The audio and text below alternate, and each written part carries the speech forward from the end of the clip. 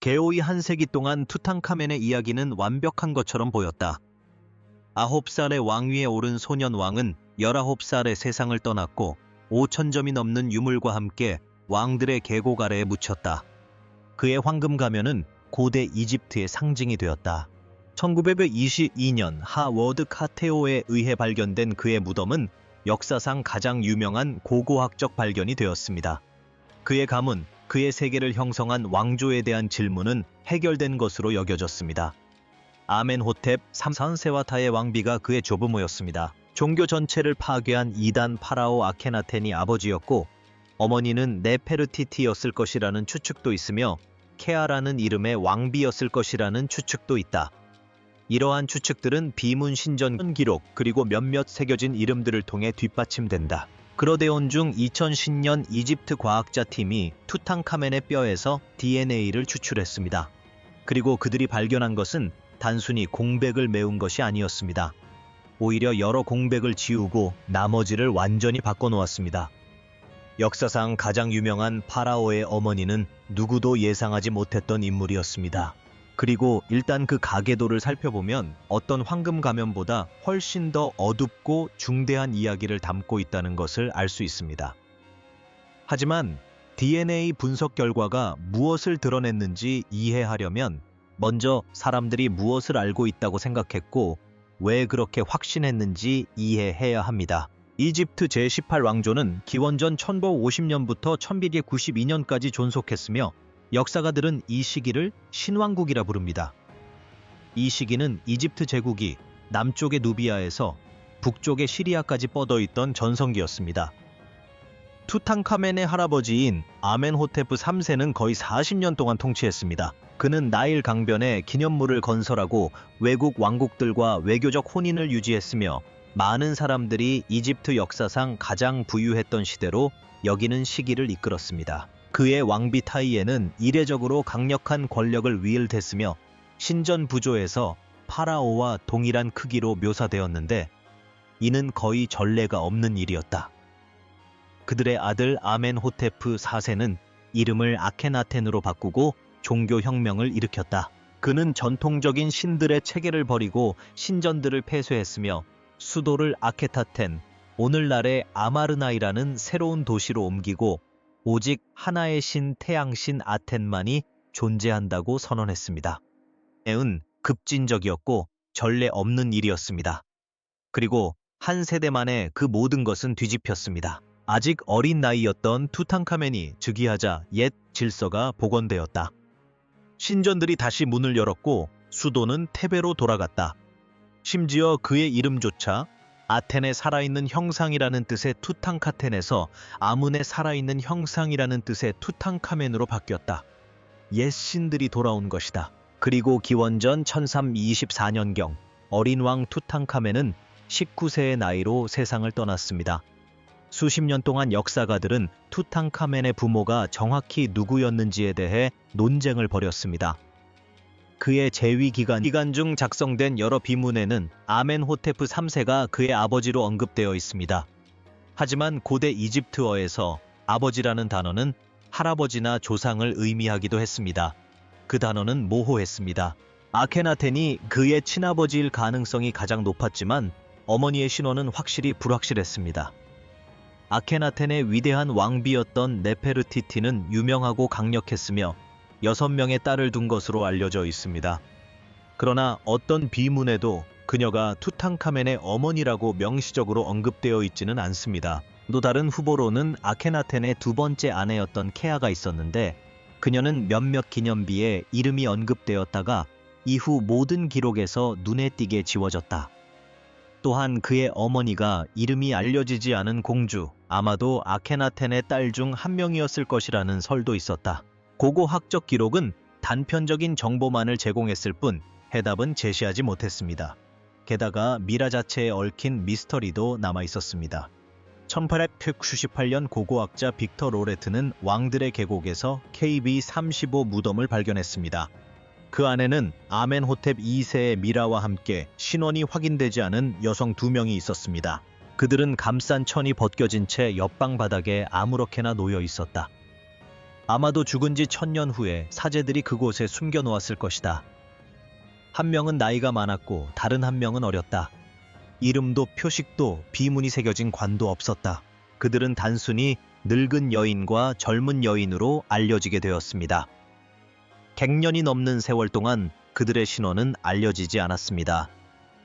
그러다 1997년에 KB55 무덤의 수수께끼가 시작되었습니다.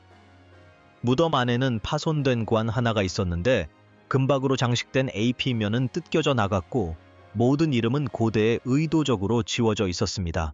관 안에 잇대온 미라는 심하게 훼손되어 거의 뼈만 남은 상태였다. 관은 원래 여자를 위해 만들어졌다가 왕을 위해 개조된 것이었다. 근처에 있던 카노픽 단지들은 아케나텐의 두 번째 왕비인 케아의 것이었다. 마법 벽돌에는 아케나텐의 이름이 새겨져 있었다. 그런데 관 안에 있는 미라는 얼마나 오래된 것일까? 하이브 학자 그래프턴 엘리어 스미스는 1908년에 유고를 조사하여 그 사람이 20대 초반에 사망했다고 결론지었습니다. 하지만 이것은 문제였습니다. 아케나텐은 최소 17년 동안 통치했고 통치 첫 해에 자녀를 낳았을 가능성이 높습니다. 따라서 그가 사망 당시 겨우 25세였을 리는 없습니다. 그렇다면 KB55 미라가 아케나텐이라고 하기엔 네오무 젊다면 전혀 다른 인물일 가능성은 없을까? 몇몇 비문에 등장했다가 기록에서 사라진 스멘크카레라는 수수께끼 같은 인물일까? 이것이 바로 이집트 학자들이 100년 동안 풀려고 애썼던 수수께끼였다. 모든 역할에 여러 후보가 존재했고 단편적인 비문들은 서로 모순되었으며 이름 없는 미라들, 그리고 미라가 없는 이름들. 엑스레이 물리적 측정 미술 양식 분석과 같은 당시 사용 가능한 도구로는 한계가 있었다. 그 누구도 시도하지 않았던 것은 DNA 검사였다. 2000년 9월 모든 것을 바꿀 프로젝트가 시작되었습니다. 당시 이집트 최고 고대 유물위원회 위원장이었던 자히 하와스는 투탕카멘 왕과 미라 유전자 연구를 승인했는데 이는 당시 이집트 왕실 미라에 대한 최초의 유전자 연구였습니다. 뉴가에의 전용 DNA 연구실이 처음부터 새로 지어졌는데 하나는 카이로 이집트 박물관 지하 투탕카멘의 황금 가면이 있는 곳에서 2층 아래에 있고 다른 하나는 카이로 대학교 의과대학에 있다. 이러한 분리는 의도적인 것이었다.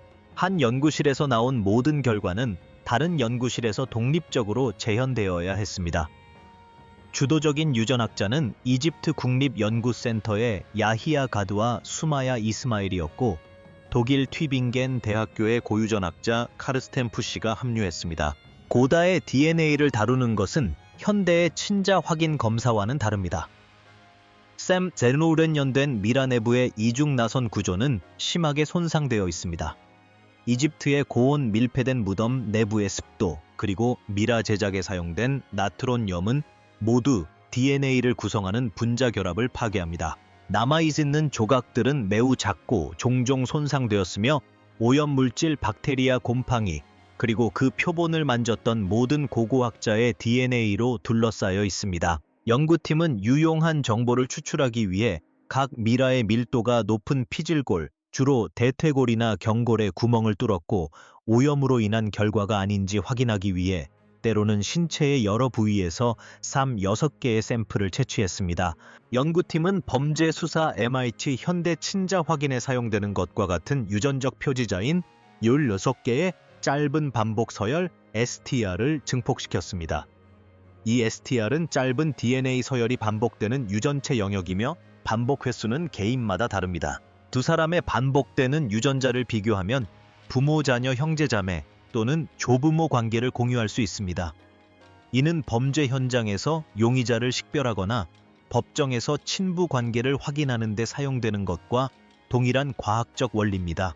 연구팀은 투탕카멘의 증조 부모부터 그의 무덤에서 봉인된 차에 발견된 두 구의 작은 밀에 이르기까지 5대에 걸친 11구의 왕족 밀에 이러한 표식을 부착했습니다. 아이 증거가 무엇을 밝혀낼지 알아보기 전에 만약 여러분도 저희처럼 이 조사에 흥미를 느끼신다면 앞으로 이와 같은 흥미로운 이야기들을 놓치지 않도록 구독해주세요.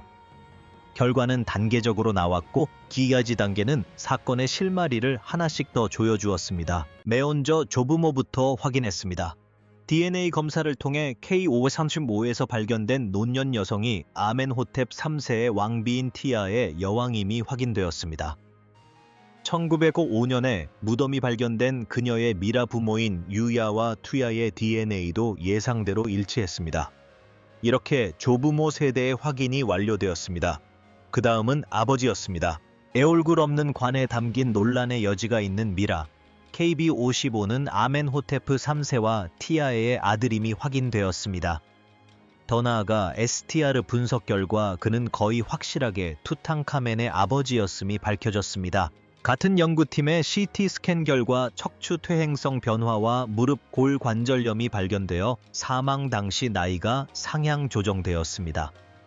그는 25세보다 40세에 더 가까운 나이에 사망한 것으로 밝혀졌습니다. 이전의 해부학적 추정치는 유골의 상태가 좋지 않아 오차가 발생했던 것입니다. 만약 시신의 나이가 40세에 가까웠다면 그 나이와 아케나텐의 알려진 재위 기간 18년 사이의 차이가 갑자기 이해가 되었다. 연구팀은 KB55 미라가 거의 확실히 아케나텐이라고 결론지었다. 하지만 진짜 충격은 어머니의 모습이었다. 3000년 동안 KB35의 돌바닥에 방치된 차에 붕대가 벗겨진 신원 미라로 발견된 그 젊은 여성은 투탕카멘의 친어머니였다. 그녀의 DNA가 일치했기 때문이다. 그녀는 의심할 여지 없이 아멘호텝 3세와 티아에의 딸이었으며 이는 곧 아케나텐의 친누이였음을 의미한다. 투탕카멘은 남마의 사이에서 태어났다. 이는 단순한 학문적 발견이 아니었다. 역사상 가장 많이 연구된 파라오의 생물학적 역사를 다시 쓰게 만든 것이다. 연구팀의 유전학자 카르스텐 푸쉬는 분명하게 말했다. 그는 오만한 파라오도 강력한 지도자도 아니었다. 그는 어리고 허약한 소년이었습니다. 뼈괴사 때문에 혼자 걸을 수 없었고 다른 사람이나 지팡이가 필요했습니다. 그의 몸에는 그 흔적이 역력했습니다. 새로운 CT 스캔 결과 투탕카멘은 S연천적으로 왼쪽 발이 안쪽으로 휘어진 기형 쪽을 가지고 있었던 것으로 밝혀졌습니다. 한쪽 발가락에는 뼈가 완전히 없었고 발의 일부 뼈는 혈액 공급 부족으로 뼈 조직이 괴사하는 희귀 질환인 콜레라로 파괴되기도 했습니다.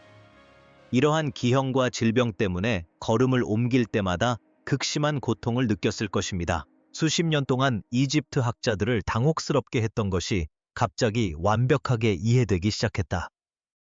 카테온은 투탕카멘의 무덤 안에서 지팡이 130개를 발견했다. 일부는 장식용이었지만 많은 지팡이에는 사용으로 인한 마모 흔적이 뚜렷하게 남아 있었다. 그것들은 권위의 상징이 아니었다. 그것들은 의료 보조 도구였다. 유전자 검사 결과 가장 치명적인 형태의 말라리아인 열대성 말라리아를 유발하는 기생충인 플라스모디움 팔시파름의 DNA가 검출되었습니다. 이 DNA는 투탕카멘뿐만 아니라 그의 할머니 태의 할아버지 아멘호텝 3세 그리고 KB35의 젊은 여성에게서도 발견되었습니다. 말라리아는 왕실에서 풍토병이었을 가능성이 높습니다. 근친혼으로 인한 유전 질환으로 이미 쇠약해지고 발도 닫혀있던 투탕카멘은 말라리아에 반복적으로 시달렸을지도 모릅니다. 그의 무덤에는 황금 보물들과 함께 씨앗 과일, 약용, 잎사귀 등이 묶여있는 일종의 사후세계 약국도 있었다. 연구진은 2005년 CT 스캔에서 발견된 갑작스러운 다리 골절과 활성 말라리아 감염이 결합되어 그를 죽음에 이르게 한 일련의 사건을 촉발했을 가능성을 제기했습니다. 이제 이야기는 더욱 복잡해지고 있습니다. 투탕카멘이 무대엄 안에서 카테온은 보물 창고에 있는 장식 없는 나무 상자 안에 놓인 작은 관 2개를 발견했습니다. 각 관 안에는 미라가 된 태아가 들어 있었습니다. 하나는 쌈17R로 명명되었는데 임신 약 25주 만에 사망한 태아였고 다른 하나는 쌈17B로 거의 만삭에 가까운 약 36주까지 생존한 태아였습니다. 둘 다 여성이었다. 둘 다 정성스럽게 미라로 만들어져 성인 왕족과 같은 위험 있는 방식으로 감쌌다. 작은 아이는 금박을 입힌 가면까지 쓰고 있었다. 그들은 누구였을까? DNA 계엄사를 통해 투탕카멘이 두 아이의 친아버지임이 99.97% 이상의 확률로 확인되었습니다. 아이의 어머니는 K521 무덤에서 발견된 미라로 투탕카멘의 유일한 아내로 알려진 앙카세나문으로 추정됩니다. 그녀는 아케나텐과 네페르티티의 딸이기도 했기에 투탕카멘의 이복 여동생이었을 가능성이 매우 높습니다. 두 세다의 개월친 형제자매 간의 결혼, 사산된 두 딸, 제대로 걷지도 못하는 10대 왕. DNA 검사는 단순히 가계도를 밝히는 것이 아니라 스스로를 파멸로 몰아넣은 왕조의 생물학적 대가를 기록하고 있었다. 하지만 모든 사람이 이 결과를 받아들인 것은 아니었다. 야마의 논문이 발표된 지 몇 달 만에 고대 DNA 연구 분야에서 가장 존경받는 인물들을 비롯한 여러 전문가들로부터 많은 의견이 쏟아져 나왔다. 코펜하겐 유전학 센테어 소장이자 고대 DNA 분야의 세계적인 권위자인 에스카 빌러스레브는 제마에 보낸 서한에서 깊은 회의감을 표명했습니다. 그의 주된 우려는 방법론이었습니다. 하와스 연구팀은 특정 DNA 표적을 증폭하는 PCR 기반 접근 방식을 사용했습니다. 문제는 PCR이 오염 물질을 포함한 모든 것을 증폭할 수 있다는 것입니다. 고대 표본의 경우 진짜 DNA가 전체 유전 물질의 극히 일부에 불과할 수 있는데 PCR은 취급 보관 또는 실험실 내 공기 중 입자를 통해 표본을 오염시킨 현대인의 DNA를 쉽게 증폭시킬 수 있습니다. 윌리오스레프와 다른 연구자들은 샘플의 모든 DNA 조각을 무차별적으로 읽어내는 차세대 시퀀싱 기술이 훨씬 더 신뢰할 만했을 것이라고 주장했습니다. 케이스다의 분석법은 수천 년에 걸쳐 축적된 화학적 손상 패턴을 분석하여 고대 DNA와 현대 오염 물질을 구분할 수 있습니다. 하지만 하와스 연구팀의 접근 방식으로는 이러한 구분이 불가능했습니다. 또한 다른 문제점들도 있었습니다. 이집트의 무더운 기후는 DNA 보존에 특히 불리합니다. 미라 제작 과정에 사용된 탄산나트륨은 유전 물질을 적극적으로 분해합니다. 일부 연구자들은 이집트 무덤에서 300여 년 동안 인간의 유용한 DNA가 보존될 수 있는지에 대해 의문을 제기했습니다. 2011년 막스 플랑크 연구소의 한 연구팀은 차세대 염기서열 분석법을 이용해 이집트 밀에서 고대 DNA를 추출하는 데 성공했습니다. 하지만 그 표본들은 이집트 중부의 서늘하고 건조한 지역에서 발굴된 것이었습니다. 게다가 그 결과조차 부분적이었습니다. 가장 날카로운 비판은 바로 가계도 자체에 관한 것이었습니다. DNA 분쇄역 결과 투탕카멘의 부모는 6개의 유전자 표지자 중 1개를 공유하는 매우 높은 수치를 보였으며 연구팀은 이를 친형제 관계로 해석했습니다. 하지만 폴 발레리 몽펠리의 3세 대학교의 프랑스 이집트 학자이자 아마르나 시대를 수십 년간 연구해 온 마르크 가볼드는 완전히 다른 해석을 제시했습니다. 하베오드 대학교에서 강연한 가볼디는 유전적 중복이 단 한 번의 남매 간의 결혼으로는 설명될 수 없고 사촌 간의 세대에 걸친 결혼으로 설명될 수 있다고 주장했다. 사촌 간 결혼이 3번 반복되면 두 사람 사이에 축적된 유전적 유사성이 형제자매의 유사성과 비슷해지기 시작한다고 그는 설명했다. 그 결과 사촌 간 3세대 DNA는 형제자매의 DNA와 유사해진다는 것이다. 그는 투탕카멘이 아케나텐과 네페르티티의 아들이며 아케나텐과 네페르티티는 사촌 관계였다고 믿는다고 말했다. 만약 가볼디의 주장이 맞다면 전체 가계도가 완전히 뒤바뀌게 된다. 고대 이집트에서 가장 유명한 왕비인 네페르티티가 투탕카멘의 어머니가 되는 것이다. 아이지명의 젊은 여성은 중심적인 역할을 잃는다. 그리고 근친상간 이야기는 완전히 사라지지는 않지만 충격적인 한 번의 남매 간 결혼이 아니라 여러 세대에 걸쳐 이어져 온 사촌 간 결혼 패턴이라는 점에서 훨씬 더 복잡해진다. 가볼디의 이론은 형제자매 가설로는 설명할 수 없는 한 가지를 설명합니다. 바로 어떤 비문이나 신전 부조 편지에도 아케나텐의 여동생이 왕비나 왕세자비로 언급되지 않는다는 점입니다. 반면 네페르티티는 도처에 존재합니다. 그녀의 이름 이미지 칭호가 고고학적 기록 곳곳에 나타납니다. KB55미라는 여전히 논란의 여지가 많습니다. 2010년 연구에서는 미라의 나이를 35, 45세로 추정하여 아케나텐의 시신임을 뒷받침했지만 이전 연구에서는 일관되게 20대 초반으로 추정했습니다. 1998년 그래프턴 엘리어스 스미스부터 더글러스 대리 로널드 해리슨에 이르기까지 여러 해부학적 연구에서 해당 뼈들이 아케나텐의 나이보다 너무 젊다는 결론을 내렸습니다.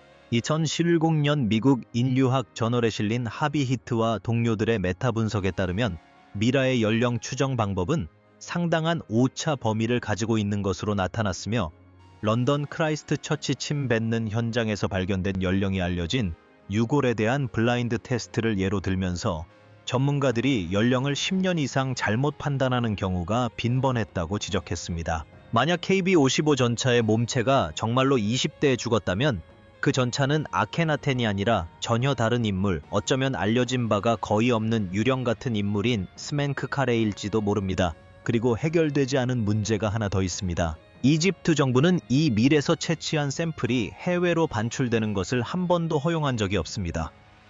어떤 독립적인 외부 연구소도 이 결과를 재현하지 못했습니다. 오염이 끊임없는 적이고 재현성이 가장 중요한 고대 DNA 연구 분야에서 이는 중대한 격차입니다. 자료는 공개되었지만 실물 유물은 여전히 한 정부의 통제에 있습니다.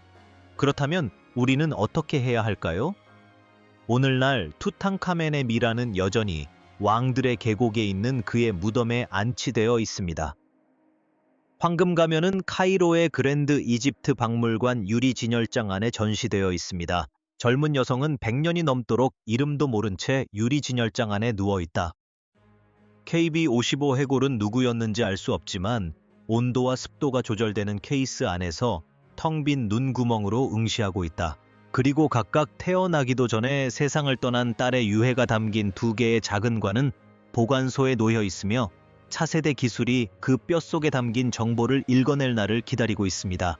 DNA 분쇄옥은 불확실성이 많음에도 불구하고 이 가문에 대한 우리의 이해를 근본적으로 바꿔놓았습니다.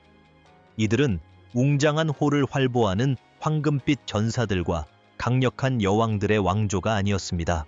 아이 가족은 신성한 혈통에 대한 믿음에 기반한 결혼 관습과 신학에 갇혀 있었고, 그 대가로 태어난 아이들의 몸은 고통으로 점철되었다. 발이 망가진 소녀는 지팡이에 의지해 말라리아와 싸우며 사산한 딸들을 옆에 묻었고 20살이 되기도 전에 세상을 떠났다.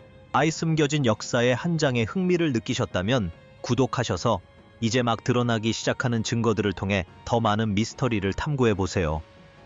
차세대 시퀀싱 기술이 언젠가 답을 제시할지도 모르는 이제 남은 질문은 가장 간단한 질문입니다. 만약 저 젊은 여성이 네페르티티가 아니라면 네페르티티는 어디에 있는 걸까? 그녀의 무덤은 아직 발견되지 않았고 미라도 신원이 확인되지 않았다. 그녀는 아케나텐 왕의 재위 12년경 역사 기록에서 사라졌는데 그 이유는 아무도 모른다. 만약 그녀가 젊은 여성이라면 그녀는 100년이 넘는 세월 동안 이름도 모른 채 박물관 선반 위에 놓여 있었고 그동안 전 세계는 그녀를 찾아 헤맸을 것입니다. 어느 쪽이든 이집트 역사상 가장 유명한 여왕은 행방불명되었거나 아니면 우리 눈앞에 줄곧 있었던 것입니다. 어느 쪽이 더 불안하게 느껴지시나요?